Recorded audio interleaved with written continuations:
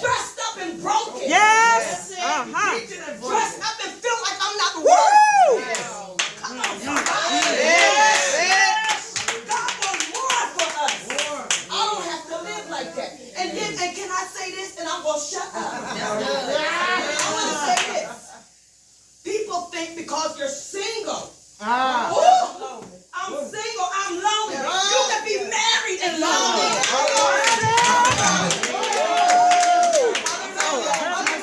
I've been there. Yes. Preaching, been there, lonely. Praying for people, lonely. All you want somebody just to rub you, to tell you, oh, you're beautiful. Come on. That you're beautiful. And you know what? I went and I want to say this. I went to go get my hair cut. Because y'all know I'm going to be honest. I went to go get my hair cut and got it all nice and everything. And at that time, my husband had an Infinity. And it had the rims on it, right? Had the rims on it.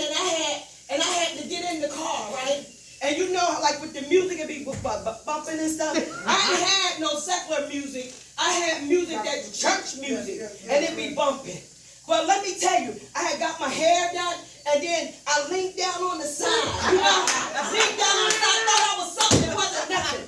And I got my hair cut, but from my haircut, you know, and then because I was feeling like I wasn't nothing and I wasn't worth nothing, you know, and then you could see I was at the light, Sister Cal, and the guy said, I said, listen, I'm going to hold out even the more.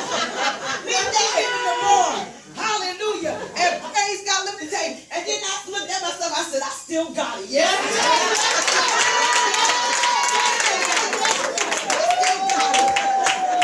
But even that, come on, even that, Pastor, I didn't go out my marriage. That's right. That's right.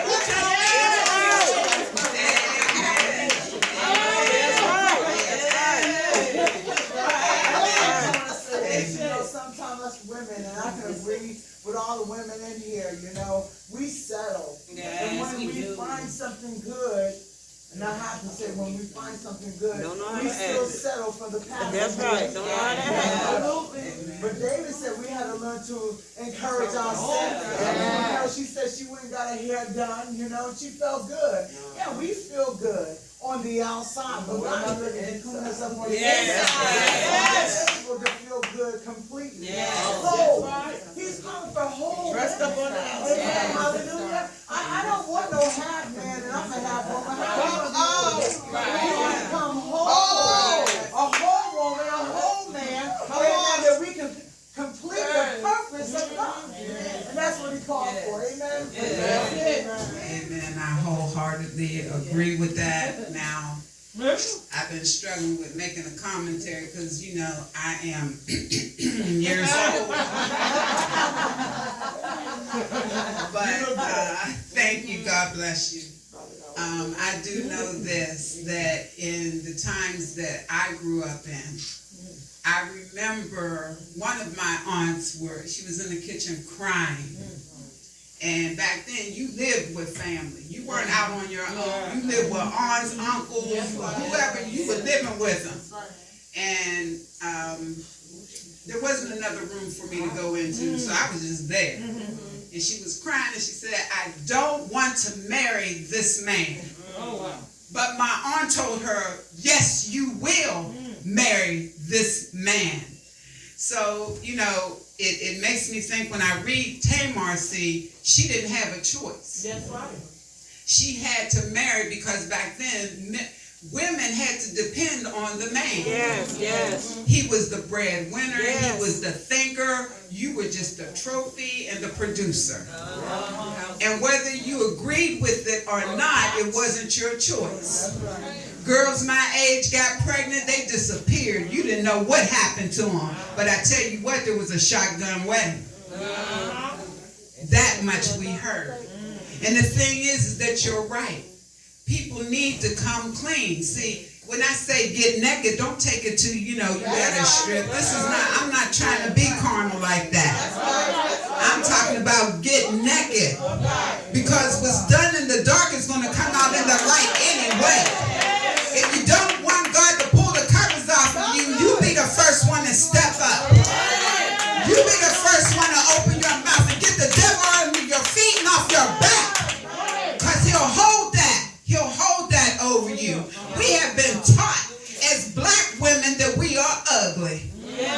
lips are too thick, my nose is too wide, and my hair isn't right.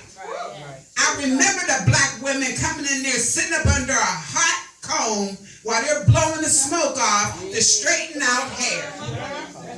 And I said, there's got to be a better way.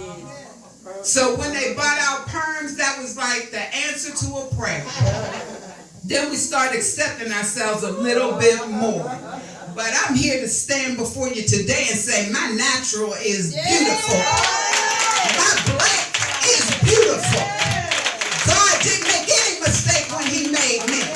It took me a long time to get there because I would look at my sister and I'm like, she's prettier than me. How come she's getting all the fellas and I'm not? Yes, God. Yes, God. I couldn't understand that because it always seemed that one sister got that natural beauty. She was beautiful when she woke up. She didn't need Revlon, Max Factor, CoverGirl, none of that stuff. She was just naturally beautiful, which played on my own self-esteem.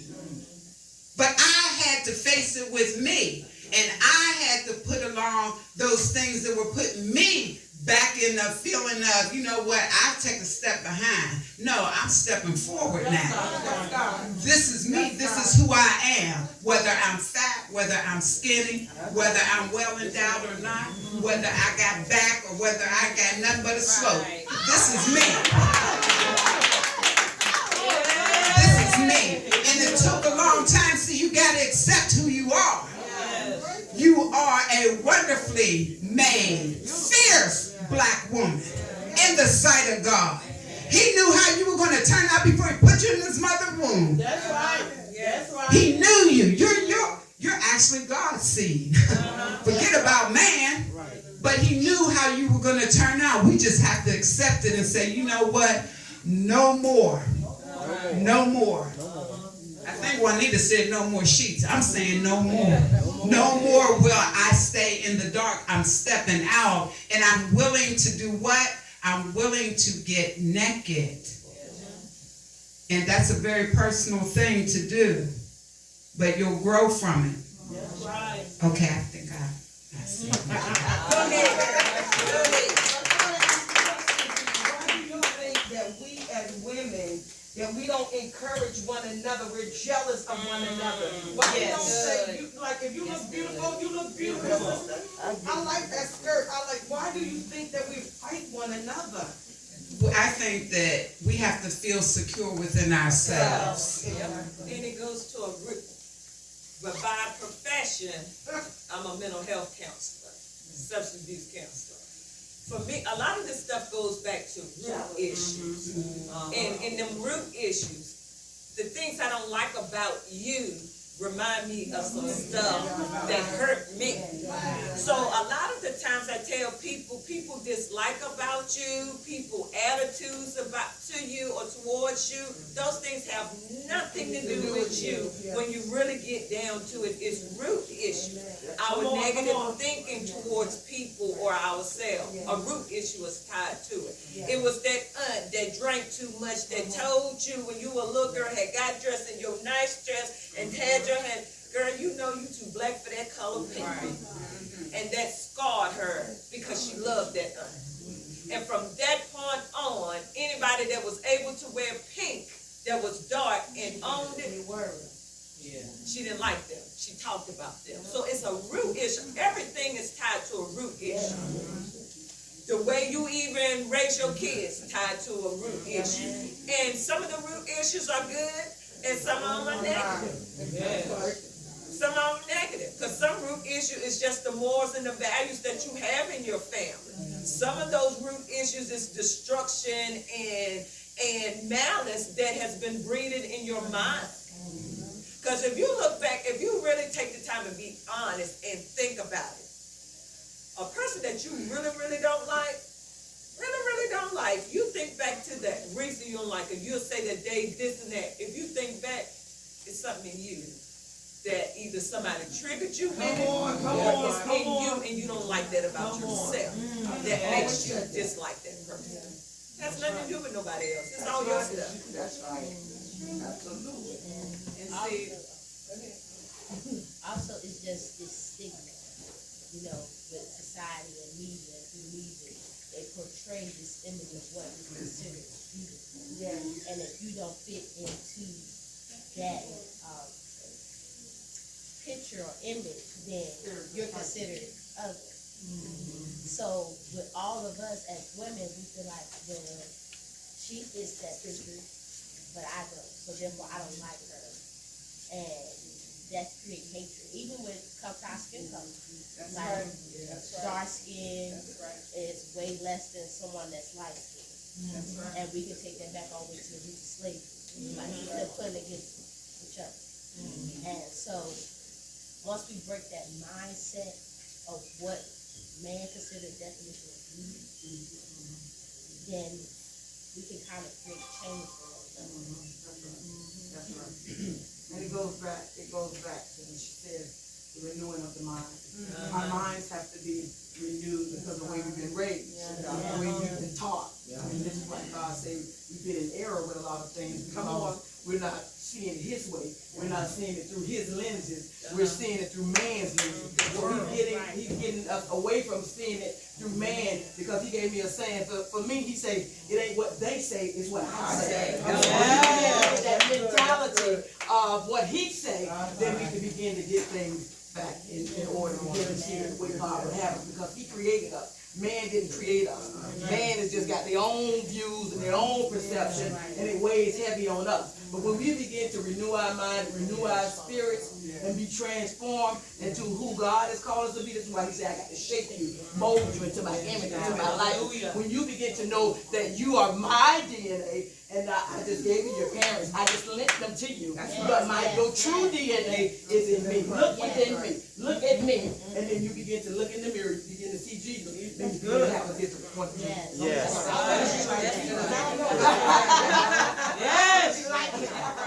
But you know that was a big issue here again. I'm just digressing back to how it was when I was coming up. The color of the skin among our own people. And you know, they had I call them cat eyes, you know, and they got the long hair. They were like that. Right. I just call them cat eyes, but I thought they were pretty. But you know, there was still our own discrimination among our own women. It made it so hard for us to come together. I mean, even when I was at college, it seemed like the AKAs were this, the Delta Sigma Thetas were that, and Sigma Gamma Rho was this. And I mean, accept each other for who you are. And once God teaches us how to love, and He said His commandment is to love one another, not just yourself. Once we really take that in and it does become part of our DNA, I can look past. It doesn't matter how dark you are. You are wonderful and beautiful. And I will accept you because God accepts you. Amen. I was, I'm going to give you a bit of my story, like Sister Shannon said, Elder Shannon. It does start at a young age. It starts in home. I love my mother, and I know she rested in peace because she was a woman of God, and she taught me the word just as well as she gave me a hard time too. But I gave her one myself. But when you are under a household, that a mother that came from a mother that put her in a dark place. So my mother taught me whenever things that I wanted to do, she would say, you can't do that. And when you start at a young age, they learn what that word I can't. And it be embedded in you. And my mother died when I was 32, and she still told me at 32 years old, Curl, you can't do that. So, you know, after death, I had to start all over, and I had to retrain my mind that said, I can, and I can. And it took me years of looking in the mirror because it was 1996. I was working at Walmart as a cashier. A lady lied on me, said I did her dirty and all that stuff. But it was okay. And one of the man, she said, Curl, I want you to smile for me. And I smiled. She said, Curl, you got a beautiful smile. And from 1996, I trained myself how to smile. Yes, God. Yes, God. And then I went from training myself how to smile to about 4 or 5 years ago when I looked in the mirror, I said, you're a beautiful woman. That's right. Yes, God. And when I got that gold tooth,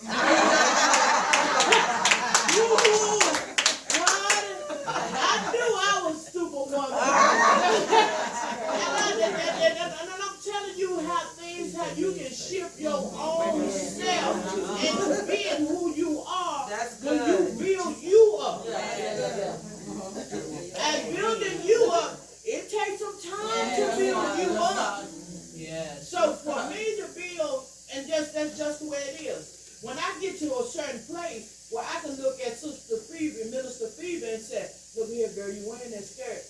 That's who you is. And don't know what her mindset is when she walked in the church. That's right. She might have been contemplating, I don't want to wear that skirt because it ain't going to look right. But somebody come up and walk up to her and say, girl, you wearing that skirt.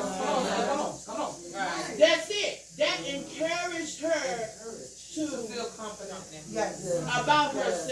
Yes. But it takes that. It takes growth within yourself.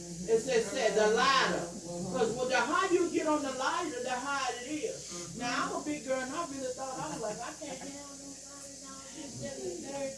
But I tell y'all, sometimes I be looking at it, I be like, and day before yesterday, I had two call me.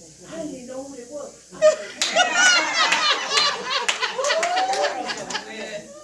Girl, was in his early 20s. All right now.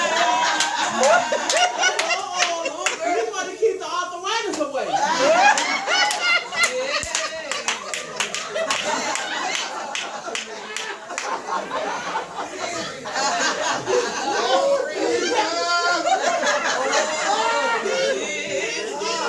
It was an old one. And he said, I found your number under my seat. I said, well, hold on, sir. I said, wait a minute. He said, I met you at the Dollar General. I said, yes, I remember. So then he come and tell me, he said, well, I just want somebody to hug and kiss and hold hands and rub. I said, sir, no. And I said, okay, when I get in my house, I'm going to call you. But I ain't called him yet. Because I already know his mindset is. That man don't want he wants somebody to patty cake with. I ain't patty cake with. My mother used to say, you gonna breathe my bones.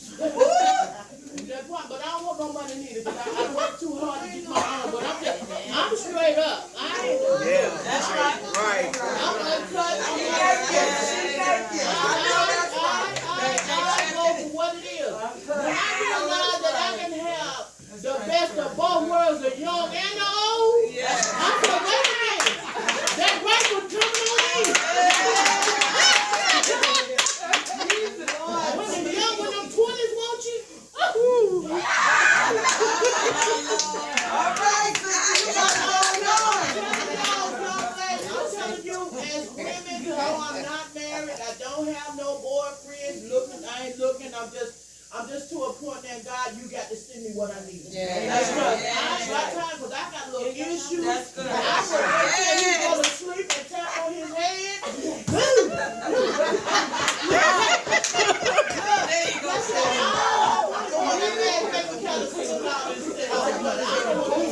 Y'all keep praying for me, but I love this panel. I love it. Tamar was the woman. She was the. Yes, she was. I just want to say, the Bible says jealousy is as cruel as the grave. And just because you're not the ideal beauty don't mean people ain't jealous. Because when I was in school, I had really good grades in school. It was the white girls that was jealous. It was the black girls that thought I was too good. The teachers that had children were jealous. I was getting jealousy from everywhere. And when I finally got sick, and I finally got to a point where I needed to depend on somebody, it began to be a time for bullying me. And I felt like that really brought my self-esteem. Plus, I already had self-esteem because some of my cousins were saying I was too dark, my lips too big, my nose too big, my hair too nappy, I'm shaped like a boy. I heard it all, and I was just looking the other day on the internet where they were saying with the online dating that black women are the least sought after. And then they were saying that black women supposedly are the least attractive, and you know that's a lie. That's a lie. But sometimes the men can make you feel like that. Your father can make you feel like that. And the guys you date, they can make you feel like that. And I had one guy, he told me, he said, you know what, I've never dated a girl your color before. I'm like, what do you mean? And so that was the end of that. I didn't see him anymore. And my aunt told me before she died, she said, Martha, she said, hang around people that celebrate you. That's right. said about a father, the most important relationship that a girl can Yeah. have in her life is with her father. That's it. Yes, Lord. Women that usually have good self-esteem, if they have a positive relationship with their father, he was the first one. And when Prophetess Dance was talking about the color issue, when this really became a dish, I didn't know what people were talking about. You know why? I had a dad that told me and spoiled me, but he used to tell me, "You a pretty little black girl. Yeah. That my pretty little black baby. That my little black baby." So I didn't know that dark skin wasn't pretty. And when they used to say something, I'd be like, "Well, Johnny said I was pretty, so like, y'all ain't talking about nothing." So that is a very important relationship. And if you look into relationships where women have damaged, if you trace that relationship back with that dad, it was issues in that relationship. Either he was too rough on her, or he wasn't daunting, or he didn't have time for her. But positive relationships between a daughter and a dad helps build them up to what to look for in a man, what to expect in a man, and how to look at yourself as being who you are and loving yourself. I think God been just having a good time. When me can go to work, but I say this is too good. I sit here and I know for years I always thought I was that lady in my family. All my family light skin, like they, like color eyes. Until a couple of weeks ago, I was sitting in the church. I Prophet Dance, and God told me, "Well, you are beautiful, and I love you." And I made you, so how dare you continue to put your mouth down on yourself? And I got up and hugged her. I'm not going to fight you. I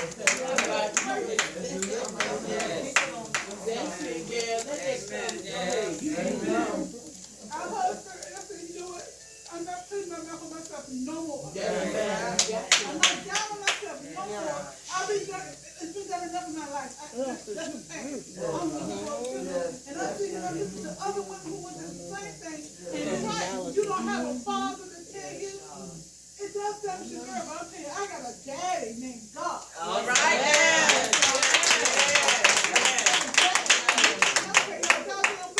I've seen such a change in my own self. I said, Lord, I thank you. I love you. I get in the mirror and say, "Ooh, this is a cute little black girl here." All right, then. This is a cute little boy. And I'm not being conceited. No. But I'm loving on Speak my what you child. Yeah. I tell him to keep my hair thick. Right. He's like, "No, if I don't put no weave in there, I'm putting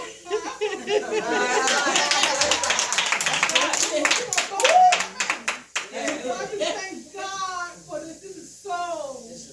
Y'all don't know how many women, young girls, y'all, we can help by learning to love ourselves. I have a friend that said, "Love on yourself. Don't worry about no man." And I was married twice, trying to find something, and then I should have found it myself. No, God first, and then myself. And I had 2 failed marriages because I want a whole person myself. How can I be hurt and broken and love somebody? You can't do it. That's right. Can't do it. So I thank God for how He showed me. And I went, "Lord, all them years, I don't waste it." Them things been on me for years. Back in school, I put my red lipstick on, my minister on, and keep on. Life happened.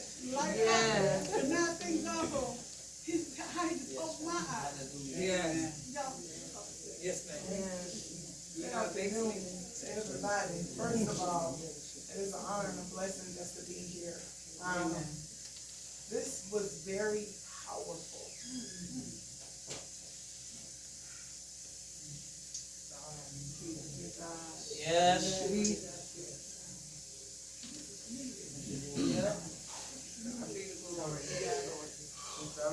Thank you, God. Yes, Lord.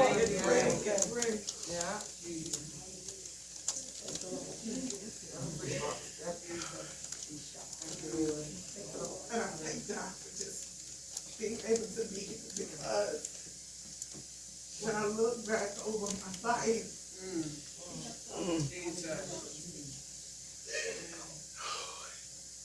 not knowing my self-worth, thinking that I did, but not knowing my self-worth, like really loving me first. You know what I'm saying? life. I thank God for where He brought me from. Glory be. I don't even think words can describe. So, I had a dad. My dad died in 2010, and my dad was my rock. And it's not like he didn't set the bar for what I should expect in a man, because he did. But because I had my own things that I was dealing with, and actually God just brought forth some things that I put in the back of my mind that I tried to forget about.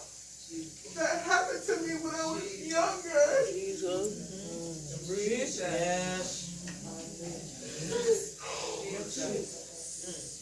My God.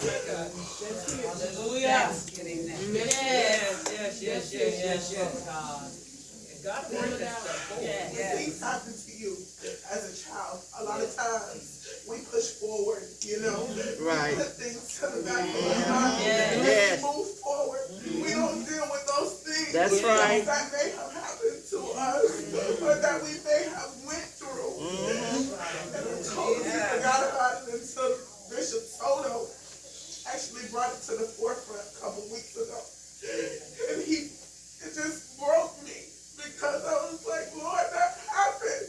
My God. It really happened. And I put it to the back of my mind as though it didn't. So I just thank God that I never told anybody. Not my dad, not my mom, not anybody. So it just showed me really how much stuff still is in me that God has to heal. Yes. You know what I'm saying? That God has to heal. And I've been in past relationships, and I noticed a trend with myself as far as me seeing potential in a man. And because of how I'm coming and who I am, I'm going to try to manifest that potential. You understand what I'm saying? I'm going to try to fix you to be who I need you to be. We shouldn't have to do that. That's right. We shouldn't have to do that. So, I mean, literally, you come in, you ain't got no job, you ain't really got nothing. I got my own place, I got my, I got a career, I got a car. I'm the one with the everything. You know what I'm saying? And I'm not boasting, I'm just saying there's a difference. And when we as women look, or we're approached by men, we think, I never looked at it as what a man can do for me financially. But I should have. That's right. I should have. He's going to be the head. You understand what I'm saying? Because that's what God said. He's the provider. Yes. We are the helpmates. I shouldn't have to do more. Come on. That's right. Come on.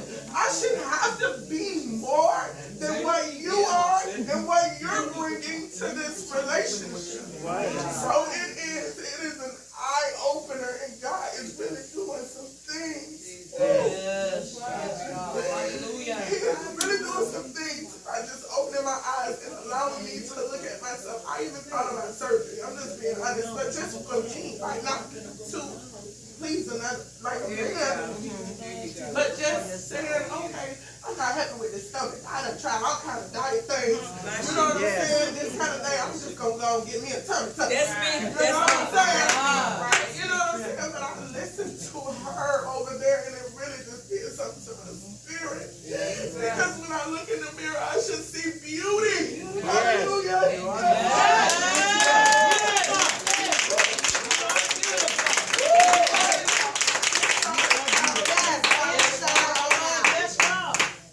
So I know that God is definitely doing some things. He's building my confidence up where I didn't even know that it was low. You understand what I'm saying? Because sometimes, she dressed nice. Like people see you and they don't know. They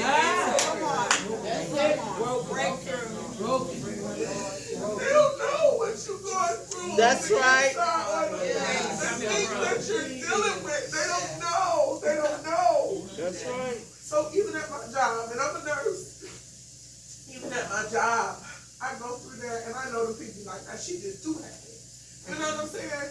I pray every morning before I go in my job. I pray for the nurses and the staff. I pray for the patients. I pray and I ask God to give me the right attitude to deal with my patients and my coworkers. You know what I'm saying? Because people don't have that spirit.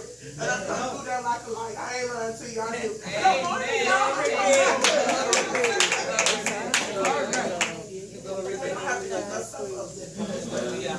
Because everybody ain't on the same spiritual level. That's right. Especially when you're in the workplace. You Yeah. know what I'm saying? So I just thank God for being here. I really, really do. I thank God for my shepherds over here because they are awesome. They are awesome people of God.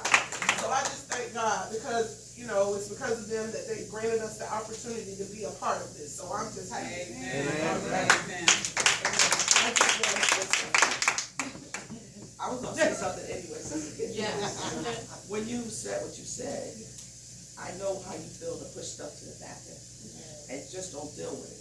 I was raped by this guy. I was taken to the hotel just to get him a hotel. He took my keys and I went in and he raped me. But that ain't all I've been through. You know who I married. He had AIDS. Died from it. Never told me.